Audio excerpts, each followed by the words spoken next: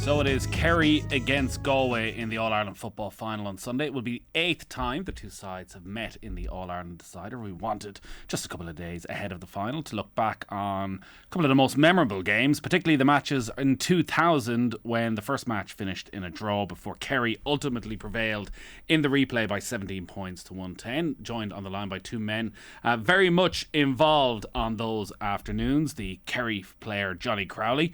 Evening, Johnny. Hi, how's it going, Nathan? And the Galway manager, John O'Mahony. How are you keeping, John? Okay, now, good to be talking. Good. You're doing a lot of talking this week. You got any amount of nostalgia there just behind you? What's the favourite picture? Yeah, there's a kind of I was saying to Johnny there, a couple of years ago when I finished up, they collected a few photographs and put them on the wall. So it's good to have a few memories over the years anyway. So it's a bit like that this year. We'll say with Galway back in the final again now, but it's great to be outside the bubble, to be honest, because when you're involved, you are in that bubble and you don't know what's going on outside, and you'd always like to say, well, I'd love to see what it would be as a supporter. So that's where it's good to be this time, and not a bit of pressure in the world.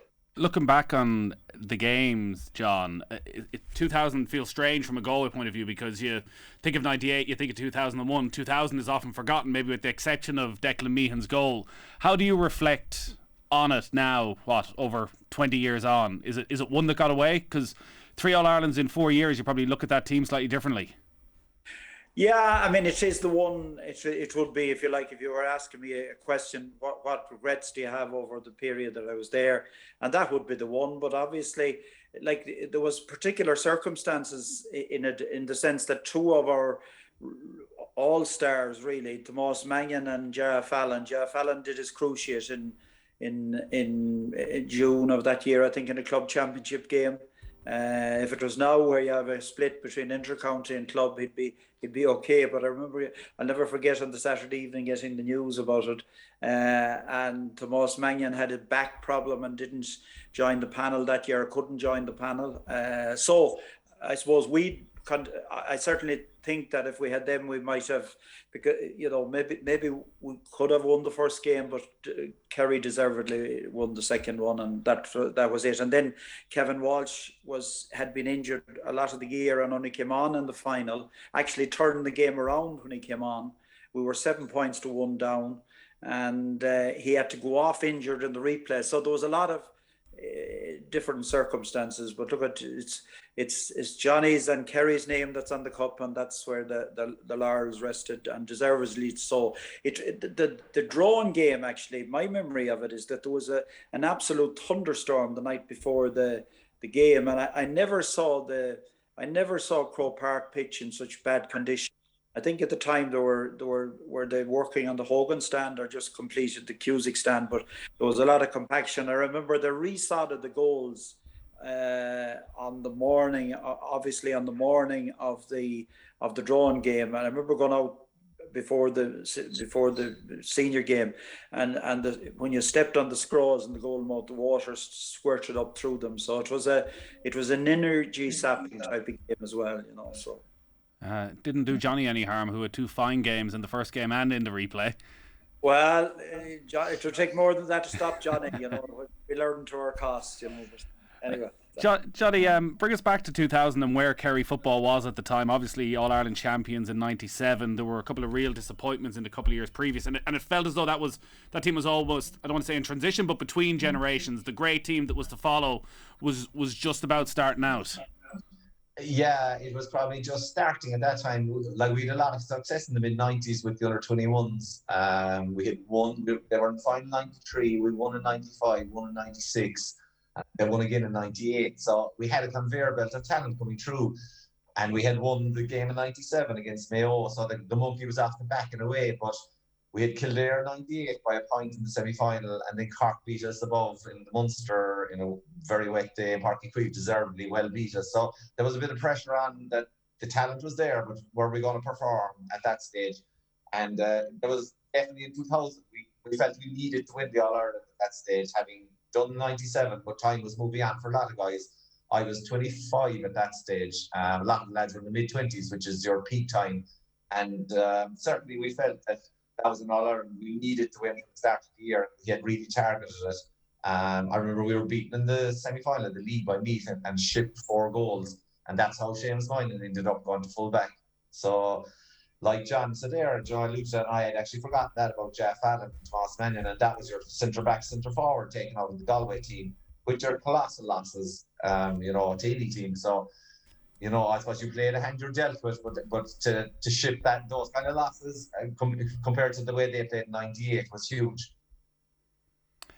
John, when you find yourselves, was it 8 points to 1 down midway through the first half of an All-Ireland final, what's going through your head? Well, I suppose what was going through my head, what do we do here to fix this a little bit? And when you look around on the bench and see someone like Kevin Walsh, he had been coming back to fitness, but he was a crucial player for us. So we got him on after. I took off Joe Bergen and put on Kevin after 20 minutes, and it was Joe. Joe was only a 19-year-old, I think, at the time. Kevin went on and basically commanded around the middle of the field and set up.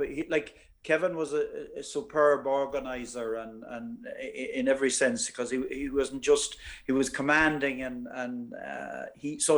I would see it as him turning it around. Now, the great thing about it, I remember, it's harsh maybe to take off a player after 20 minutes in an All-Ireland, but you have to do certain things. And the great thing about Joe was that he reacted. I remember talking to him on the Monday, and I said, I wanted to see his state of mind, and he came on in the replay and actually did okay and played a major part in us winning the All-Ireland the following year and captained the under-21s in 2002. So it was a baptism of fire, but he was such a prodigy of a player at the time. Yeah, he was a superstar, and when you're on the sideline, John, in an All-Ireland final, sentiment can't come into it, but at the same time it must come into it. It must be with such a heavy heart that you have to make a decision like that. Yeah, it is, because you have an empathy with everyone on your squad and so on. But look at it, on the other hand, it was great. It was great to have Kevin there, because he had been nursing the knee all year and hadn't played in the semi-final. But it was like Joe, ironically, then in the replay, Kevin got injured after 20 minutes and had to come off, and Joe went in and did very well, and we patched up Kevin in the second half, even though he was struggling, but I felt it was vital to get him on again anyway. So, but it just wasn't enough on the day, and so be it. The memories of the first game would be like that. We came back to draw level with, I think, 12 minutes to go, and we had the momentum with us at that stage. But I think we had put so much energy into getting back level that I think Kerry got a new lease of life again, and held on and were the better team in the replay. Johnny, you scored a couple of points in that first game, but having held that early advantage and with all the history of Kerry behind you, what was the atmosphere in the dressing room like after that first game? What was Páidí like when you hadn't managed to seal the deal? Yeah, he was definitely rattled. We were flying. I think we went up 8-1, and I couldn't believe the amount of ball we were getting into the full forward line. It was the Galway backs could do very little because we were all utterly dominant in the middle of the field. And as John said there, Kevin Walsh came on, who's a superb player, had been playing for 10 years at that stage, I'd say, with Galway, and he's nearly turned the game around, got the ball flying the other way, and Galway had it brought back to 3 points at half time, and we knew we were in the game then. I think it was 9-6 at half time, having played so well. But look, we were 3 to the good. But Galway tore into us again straight after half time, and we were the ones hanging on at the end for sure. I think Galway had 3, you would call them, reasonable chances. Yeah. And I'm sure, when the lads look back at that, especially after the replay, they're saying, you would, of course, you regret it. We all look at that, and we all remember the ones we lost better than the ones we won, which is, I suppose that's in hindsight. I can remember the Kildare game in '98 as clear as day, whereas it's funny, the games you win, you seem to take them for granted and you move on. Yeah. But like I'd say Galway definitely. We were on the rack completely in the last 10 minutes of the first game. I think things weren't going well. Our flow had gone, and Kevin being in the middle, I'd say Galway were on top, and we were delighted in one way to get relieved to get out of there with a draw, the way it had panned out. And it's funny, the night when All Ireland then everything moves on. You had everything planned for the week, but sure, nothing matters now and the game is history. Even that night, it's gone, like, and everyone has to start fresh for the following week. It's like a complete new game. So, but he certainly, I remember Páidí, he didn't say a whole pile, but he definitely was rattled, I think. We knew it probably could have slipped and should have slipped from us the first day. Yeah. That would be my recollection of it. What's that line in a drawn final like that? It's like kissing your sister. Yeah. So then afterwards, because you say there's such confusion after a draw in All Ireland and everyone's wondering when the replay is going to be, and I know there was controversy even at the time that it was moved to a Saturday, the replay with a 3:30 throw-in. Like, did you stay in Dublin that night, Johnny? Did you go straight back to Kerry and immediately refocus? What happened afterwards? No, it's funny when you look back at things now, and even as John was talking about the substitutions with Galway, remember that was the day of time of 3 substitutions only on your team. So Kevin Walsh would have been involved in 2 of the Galway substitutions. So you're limited on your options, and we came in then that night, and that was back in the days when you had your function. But the following day, 2 teams, the 4 teams, the minor team as well, we all went to the function. I think it was in the Burlington or somewhere, and sure, it was like no one knew what to do for sure. Like, do you have a drink? Do you not have a drink? Do you go up and talk to the Galway? Let's don't do it. Like, it's a very strange one when it's a draw. Like, it's an empty feeling, really. It's it's neither one thing or the other, and you're like, from a management point of view, you lay the plans down and you're ready to, there's no more you can do when the players cross the white lines, but you don't certainly sleep the night after a draw and final anywhere. I didn't much, No, it's definitely a strange one. One thing I can remember back from both games, actually, I can't even remember one dirty pull or bad incident, or there was nothing controversial that way. Both teams went out very much to play football,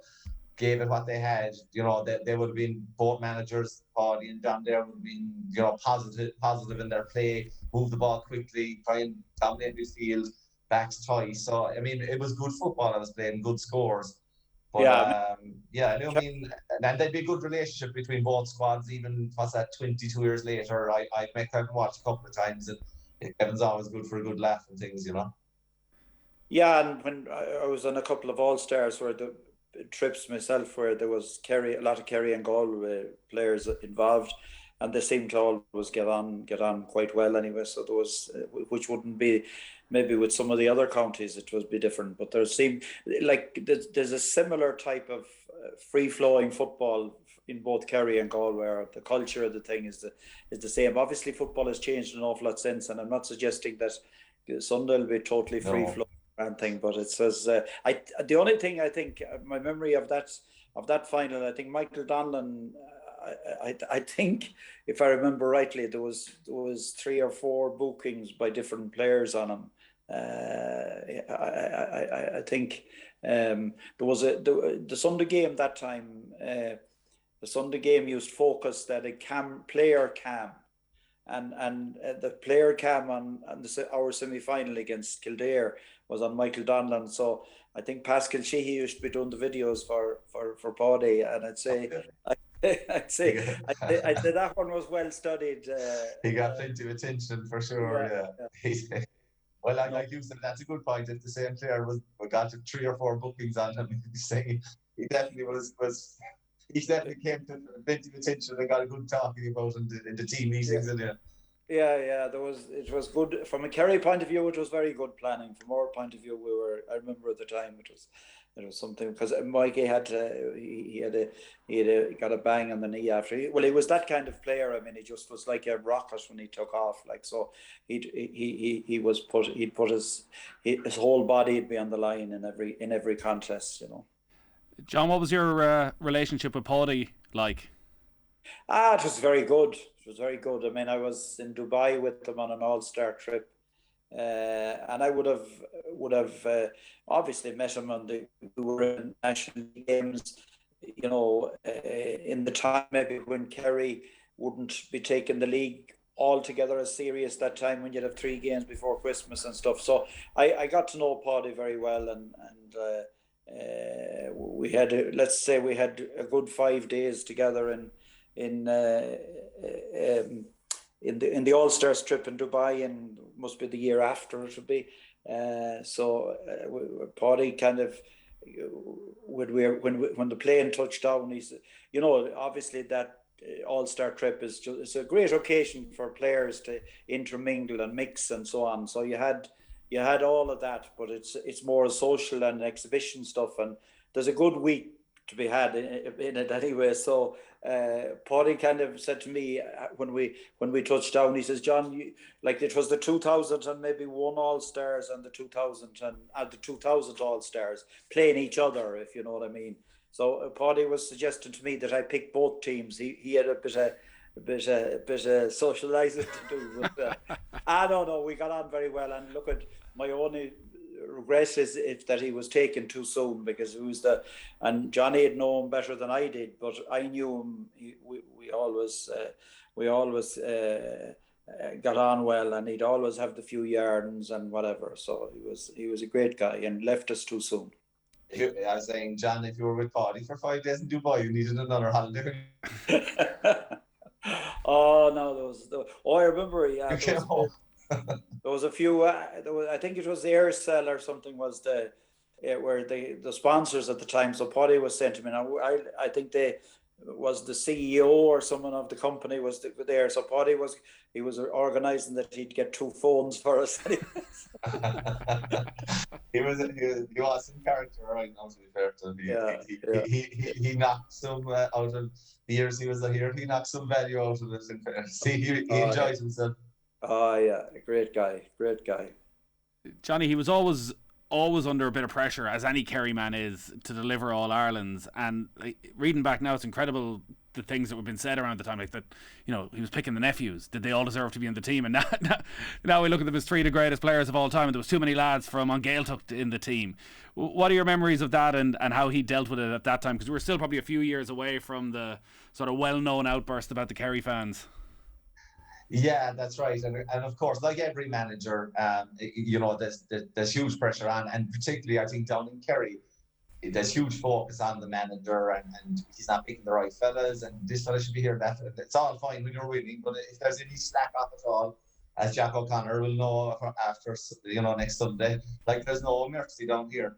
And the Páidí, of course, after we had been beaten 2 years before, we had got the win in '97, and there was a bit of pressure coming on because Dara was being established, Tomas was coming on, he was getting established, and Mark was maybe a year still down the line. And the Gaeltacht were really strong at the time. I think the first county championship they won was 0-1, and they won again 0-3. So they had a fabulous team at the time. But of course, there's certain heat had come on from maybe the East Kerry side towards West, and there's too many of them on, and they're winning nothing. They've no county championship won. But in fairness to Páidí, he dealt with it well. And I remember the story, you probably heard maybe, where he came down some night, we were in the hotel, and came down the Sunday morning, and the Gaeltacht lads, maybe 4 or 5 of them, were chatting together, and Páidí let out a roar, and Leslie spread out, Jesus Christ, they'll be all talking about us all day. But he was a pure character in the way he'd come across and stuff. But there's no doubt Páidí did feel the pressure, as every Kerry manager does down here, if you're not winning. The Kerry down here, they expect to win 4 or 5 in a row down here. That's the way, that's the nature of it. And obviously, look, you can be sure the supporters are full of confidence going up Sunday coming. But we still have it all to do. It's not like we've won the last 3 All Irelands, and there's no All Ireland that's won easy in you. Just one more on Páidí, Johnny. We've heard there to the two sides, the intense competitor on one side who had such a ferocious will to win, and then on the other side, someone who could let the hair down, who just absolutely loved the crack. When you went into training, when you were around him, did you always know which Páidí you were getting? What sort of mood he was in? He was funny because, John, I know, do you remember we used to have the league pre-Christmas that time? So Páidí, you could get pre-Christmas, it'd be more relaxed, and he'd like John there, he'd let the selectors run a lot of it, and he'd step back a small bit and analyse it.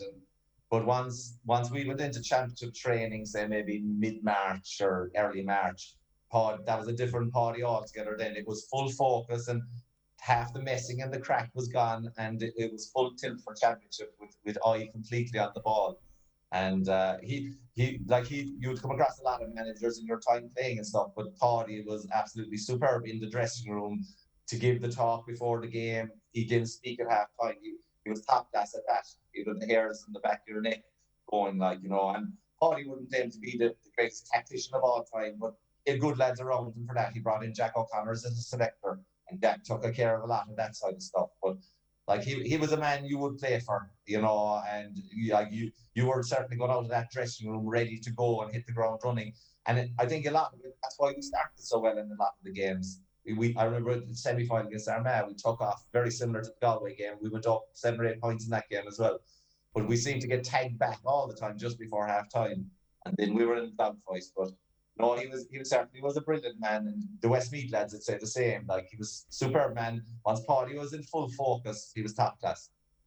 He was a huge character. Another memory I remember of that All-Star trip, I said to him as we were getting on the plane coming back, I said, I hope I can sleep on the plane now, because I think I had training with the Galway lads that morning, or it was in January or whatever. But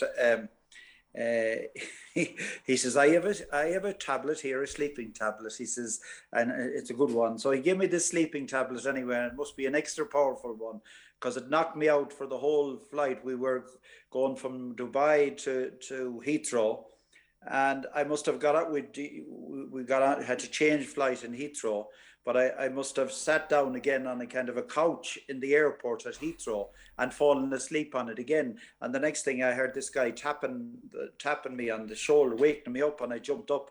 It was a guy from Achill, County Mayo, who was working at the airport, and I knew that I maybe should be going on a flight. So Páidí had extra strong sleeping tablets, and it's my memory of that. Páidí hated flying. That was one thing. And the boys just knocked fierce crack out of that, didn't kind of messing with him, slagging him mad. And we're going, here, Páidí, will you come? We're going up in a chopper. We're going and Páidí hated it, but he still went though. I bet you did. Looking at the replay then, and Kerry were unchanged, but Galway, remind me, John, what happened? So Ray Silk went out of the side, Richie Fahey came in. Was that an injury? Was that a tactical decision? Because obviously huge, your captain from '98 not starting. Well, it was, but look, it was at that stage. Declan Meehan had taken over, which was Ray's position at wing back, and Ray then played at cornerback, but was substituted. Richie had been knocking on the door, to be honest, those from 98 on, and obviously Mayo beat us in 99, and we obviously had to shake up the thing a bit. And anyway, Ray was left out for the. I suppose he was more a natural half back than a full back, and Richie came in there and made it his own and retained it obviously for the following year. But I suppose it was the key things of that were the Fallon and Mannion missing from our defence, and then Kevin Walsh's injury when he did start the replay as well. So that was a kind of and actually for that final as well, Pádraig Joyce had a virus after we beat Kildare, a bad flu virus, and I remember ringing up Sean Boylan and going up and getting a portion for Pádraig. Because he had done very little training between the semi-final and final, because of he was so weak with that, and I came with this portion to him anyway. So I'm not sure that it was appetizing to the palate, but I says, look, we'd get it down you anyway. But he managed to obviously to play, but there was all kinds of things surrounding. Sometimes when it rains, it pours, but it was great that he was able to play, but it wasn't the lead in to an All-Ireland final that you would wish, I don't think we've done one of these on an All-Ireland final for the past 30-40 years, John, where somebody hasn't been down in Sean Boylan's house 2 days beforehand getting a potion. Yeah, and Sean was always great in that, he'd do whatever he could, in that for you. It was that when you think of it, and those years as well, you had 3 years, or is it 6 years? You Meath 96, Kerry 97, Galway 98, Meath 99, Kerry 2000 and Galway 2001. You had 6 years in a row of kind of keeping it between two apiece, if you like. And like we were, real rivals on the field. But the great thing about the GA is that, when the game is over, it's over, and we're all sport is a great uniter as well. So. Yeah. If there's a moment that does stand the test of time, John, from those two games, it is Declan Meehan's goal that you could still sit down and watch it back 20 times in a row and pick out another part of the movement as the ball went from one end of the pitch to the other. What are your memories of it at the time, and did you appreciate at the time just how good it was? Like, is that, if you were to condense your managerial career and what you wanted your team to do on the football pitch, is that it in the space of 30 seconds? Oh, it was, yeah, absolutely. And I mean, I see it being played this week as well, a fair bit, and it crops up on my phone and so on. And actually, at a function a few weeks ago, I was sitting beside Paul Clancy, who was involved in that. Paul Clancy and Declan were really, really good friends when we were, they'd be rooming together and holidays and weekends and so on. So I reckon it was just the telepathy between them, because that ball came right from the back. I think Kevin Walsh was Michael Donlan involved in it, and Porrick Joyce gave the pass to Clancy, I think, wasn't it? And Clancy didn't look like it was just over the shoulder. It was like he knew where it was like they had dreamt about it or planned it together, But Declan didn't have to check his stride even, and it ended up in the net. I suppose the only thing, it was after 3 or 4 minutes, or 5 minutes maybe it was in the final. I'm not sure the exact timing, but it would be even better if it had come with maybe 10 minutes to go. But we have to take it whenever it came anyway. I thought you were going to just take all the credit there, John, and say actually it was straight off the training ground, something I had planned on the Thursday night. Well, I still have that training session that we did. Yeah, no, it was. Look at the thing about, and Johnny will know this, like when you're playing 4 or 5, 6 years together,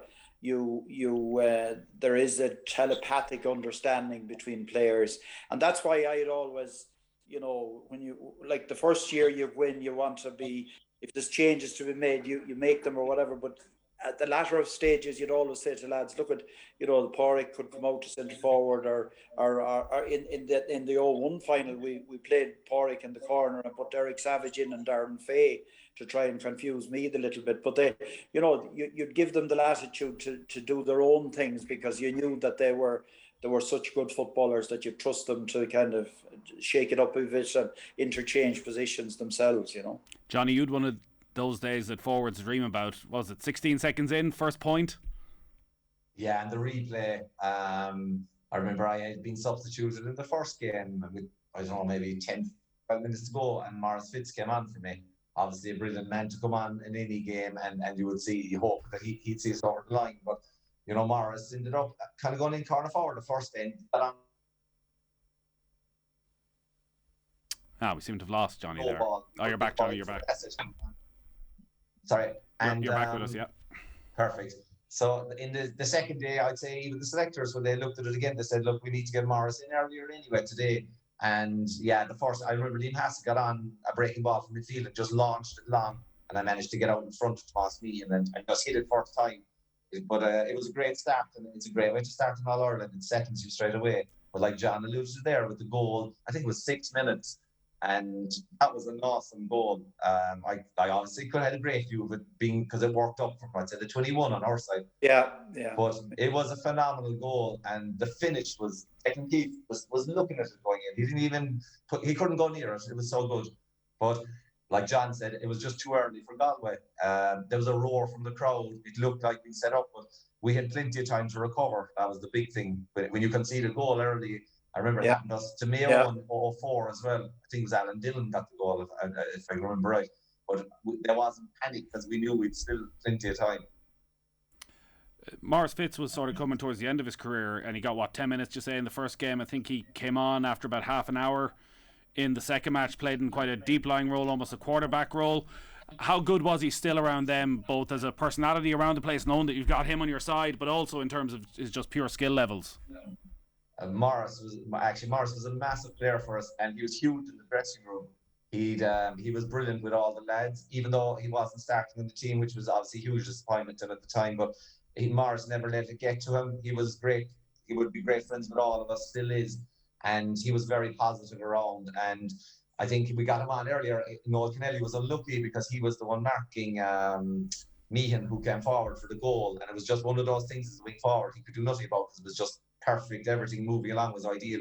So Noel kind of ended up being the fall guy a little bit, and Morris came on after 20 minutes, 22 minutes that day, and it actually benefited us because he played a role around the middle of the field. It was like a third midfielder, and Morris, even though he got Player of the Year in '97 for being corner forward, but I think Morris is better where he was on more ball and it was a bit looser, and sure, we were getting great ball off him going to the full forward line.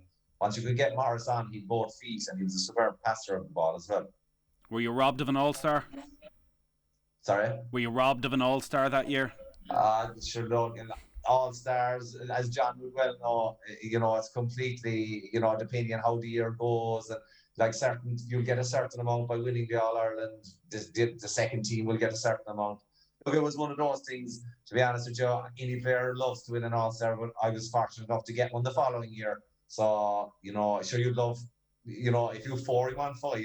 If you 7, you want 8. So you always want more. Yeah. I think that's what keeps guys going. That's the hunger every year, but look, you just drive on. Like, there's no doubt. Yeah, I was disappointed, I suppose, at the end of the year, but in hindsight, it drove me on for 0-1, to be totally honest with you. In terms of driving on, John, how much of 2001 was because of 2000 and wanting to erase the hurt that you suffered?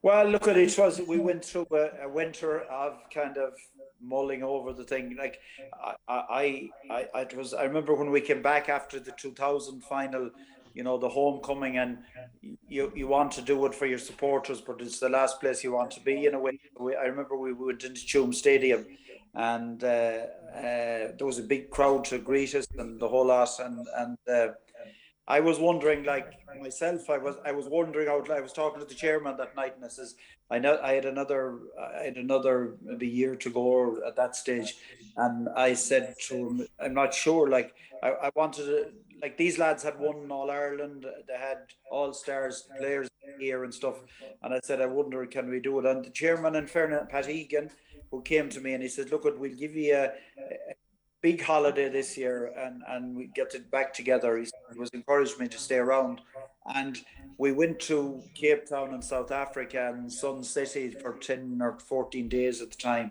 And I told them when we went on that holiday, I said, we won't talk football, but we will have a meeting before we leave to come home. And we had a meeting out in a heat wave in Cape Town, I think, and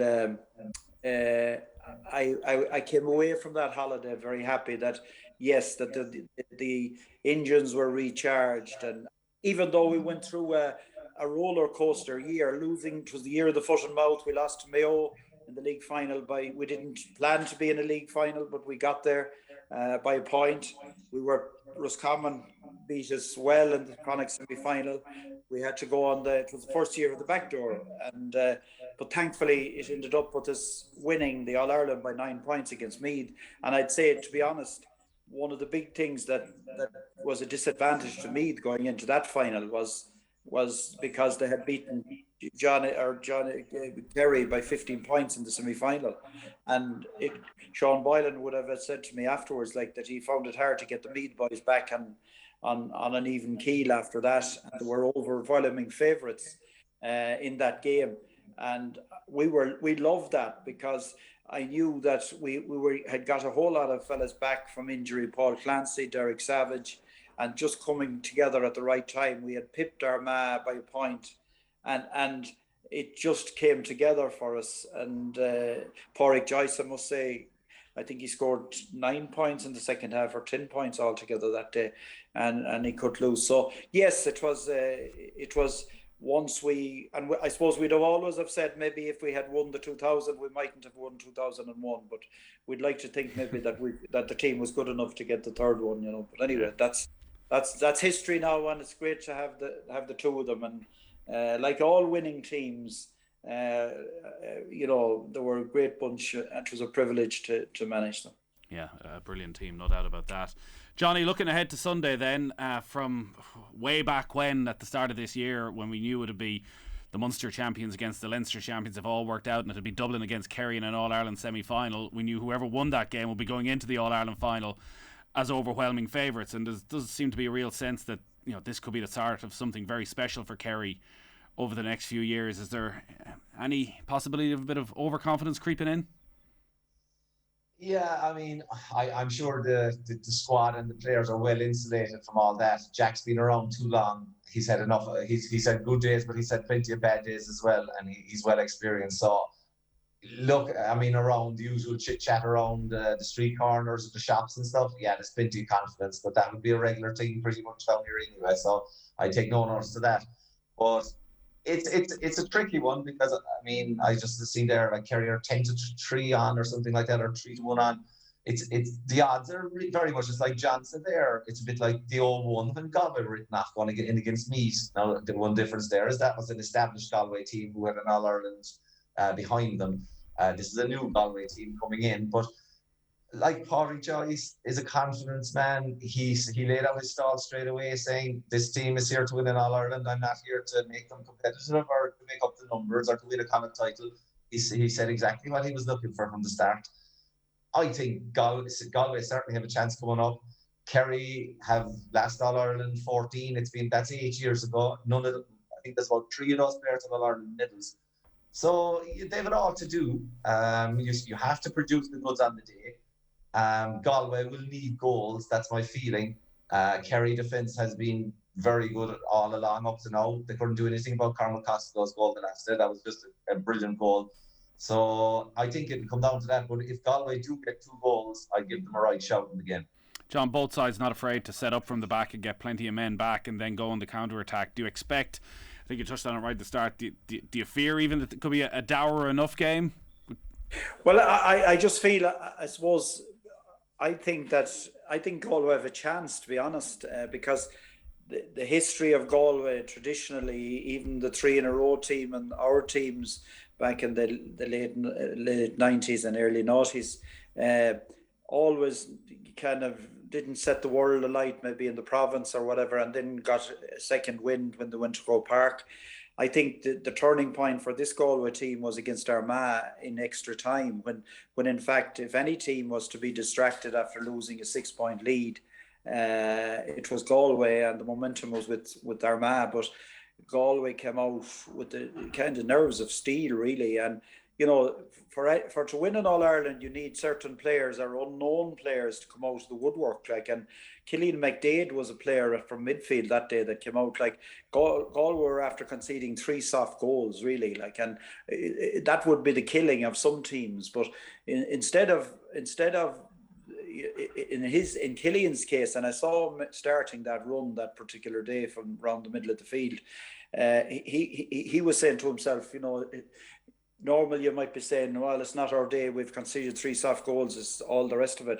He was basically saying to himself, what can I do about this? And you know, he ran with purpose and he put it away. So I think that, look at what Galway need to do. They need to play to their maximum, but they do tend to improve in every game. I think they handled Derry very well. They did play the cat and mouse game, and they're going to have to do it to a certain extent, I'd say, early on, because I mean the 3 elephants in the room, if you like, are David Clifford, Páidí Clifford, and Sean O'Shea, and even the other forwards. Like, the threats come from all kinds of places. But if Galway can kind of contain them, stay in the game, and are in the game going down the stretch, if you like, I think that they have a chance, like, and I think it'll be a great match, to be honest. The only danger is if Kerry got the wind in their sails very early, then and Galway were playing catch up, then it's going along the route maybe that the bookies have it at the minute. But I think like 3-1 on and 3-1 against is a crazy in a 2-horse race, and I think it'll suit Galway down to the ground. But let's see. I mean, there'll be a great battle around the middle of the field.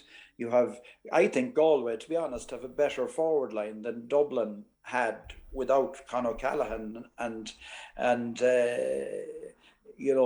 from a scoring point of view, like Damien Comer and Shane Walsh, obviously, but Matthew Tierney came back. He had a poor enough kind of championship, but he came back to life in that Armagh game. And then you have Rob Finnerty, who can weigh in with a few scores as well. So look at it. I'm really looking forward to it, to see how it'll unfold. And I suppose then there's always the possibility of something happening that we can't predict if we were here until Sunday talking about it, because whether it's a black card or an injury or a sending off or whatever it might be, could tilt it one way or the other. So it'll be. I think it could be an All-Ireland for the ages, to be honest. Right, and much like 1998, John, we might get to see every little detail. Porrick Joyce was saying during the week that Pat Comer's been in with them throughout the season. He's had the video camera in hand. We might get another year till Sunday. Well, that's been mentioned, and obviously I know he's doing a lot of the motivational videos and all that stuff with them. I'm not privy. I haven't talked to him for a while, but he no better man, because he can do a brilliant job on it. But I'd love if there was a sequel. Yeah. Is it one of those things you look back on and go, geez, thank God he had that camera? Actually, now you can look back a quarter of a century on, and I think it added to people's affection for that group as well. It did, because it could be any team, it was, like all of us, since a young lad going to All-Ireland, you always would wonder what it's like behind the scenes, or supporters would, and it could be any team, and it was brilliant. And it was Pat, the way that he put it all together, and the fact that we weren't conscious of the cameras being there at all, really. And I know that I think he had 80 hours of footage that time. So there was maybe a few secrets kept, but not too many. And you can tell us now. There's a statute of limitations on this, John. yeah, there'd be some things that it'd be good fun, all right, to see. But it would be great to see it. The only thing, at least now he's not sub goalie. He was sub goalie in '98. Yeah. He had the camera in the dugout with him, and if Martin McNamara got injured or whatever, he'd have to be targeted out and got into goals. And someone said, sure, if he was in goals, he'd have brought the camera into the goals with him as well. So. That was the scary aspect of it, but no, it was a brilliant thing put together, and if there's a sequel, then I'll enjoy it just as much. John, great stuff as always. Johnny, enjoy the weekend. No bother. Thanks, Nathan. We will do. It'll be very interesting. We'll see how it goes. Johnny Crowley. Thanks, there. Nathan. Thanks, John. John O'Mahony ahead of Sunday's All-Ireland Football Final, and all our Gaelic Football and Off the Ball is in partnership with AIB, proud sponsors of the GAA Senior Football Championship. You can check out #TheToughest for more.